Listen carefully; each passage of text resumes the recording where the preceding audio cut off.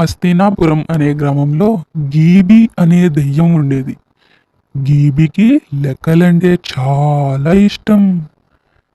గీబి బయటికి వెళ్ళి తిరిగి వచ్చేసరికి తన స్థావరం వద్ద కొంతమంది పిల్లలు ఆడుతూ ఉండటం కనిపించింది. అది చూసిన గీబికి చాలా కోపం వచ్చింది. మీకు ఎంత ధైర్యం? నా స్థావరం దగ్గరే మీరు ఆడతారా? ముందు మీరు ఆ ఆటలు ఆపి ఒక లైన్లో నించోండి. వెంటనే పిల్లలంతా భయపడుతూ లైన్లో నించున్నారు.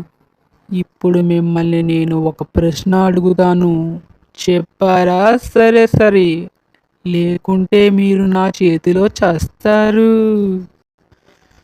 చూడండి, ఇక్కడ కొన్ని బుడగలు ఉన్నాయి కదా, అవి ఎన్నో లెక్కించి నాకు చెప్పండి. ముందుగా ఎవరు చెప్పాలి అనుకుంటున్నారు? ముందుకు రండి. నేను వస్తాను అని చెయ్యి పైకి లేపింది దీక్ష. సరే, నువ్వు పో.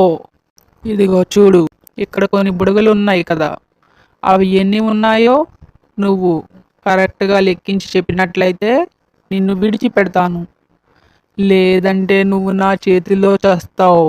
గుర్తుపెట్టుకో. 1 2 3 4 5 6 7 8 మొత్తం 8 ఉన్నాయి. ఇప్పుడు మీలో ఎవరు వస్తారు? ప్రియాంక యశ్విన్తో నాకు భయంగా ఉంది, నువ్వు వెళ్ళు ప్లీజ్ అని బ్రతిమలాడింది. దానికి యశ్విన్ సరే అన్నాడు. నువ్వు వస్తున్నావా? రా. ఇప్పుడు నువ్వు నాకు ఆ బుడగలు ఎన్ని ఉన్నాయో ఇంగ్లీష్లో కౌంట్ చేసి చెప్పు. 1 2 3 4 5 6 7 8. సరే, నువ్వు పో. ప్రియాంక, ఇప్పుడు నీ వంతు, కానీ నువ్వు హిందీలో కౌంట్ చేయాలి. హిందీలోనా? బాబోయ్, నాకు హిందీ రాదే.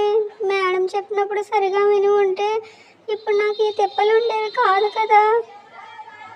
సరే, ఇప్పుడు నేను బయటపడాలి అంటే ఏదోలా ప్రయత్నించి చెప్పక తప్పదు కదా. 1 2 3 4 4 కాదు 4 4 5 6 7 8. అమ్మయ్య, బాగానే చెప్పేశాలే. నెమ్మదిగా ప్రియాంక అక్కడి నుండి వెళ్ళిపోయింది. గీబి దెయ్యం కూడా అందరూ సమాధానం కరెక్ట్గా చెప్పడంతో పిల్లలందరినీ విడిచిపెట్టి వదిలివేసింది.